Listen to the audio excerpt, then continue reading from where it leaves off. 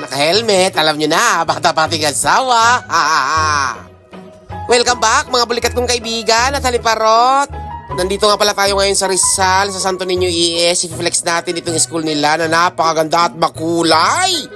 Bungad na bungad pa nga lang, nakikita mo na maganda pumasok dito kasi colorful. O, diba? Napakalinis.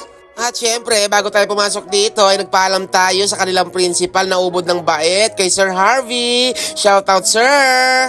Sa pagkakataong ito ay umikot ako sandali at tinignan ko itong napakagandang Santo Niño ES nila. O diba, napakakulay, masarap sa mata. At syempre, dahil napagod tayo, alam nyo na, kailangan natin maghayahay muna dito sa ilalim ng puno. O diba, napakaganda pahingahan nito, presko. Ang galingan na nakaisip nito, o diba, open space tapos nilagyan ng upuan sa ilalim ng puno. Ang galing, diba? O, hey, instant, may pahingahan tayo.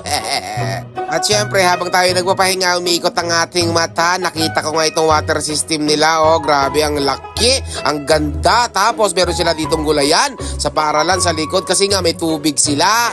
Uy, kanina ka pa dyan nanonood, pindutin mo na yung follow bilang suporta sa ating channel. Maraming salamat po sa panonood.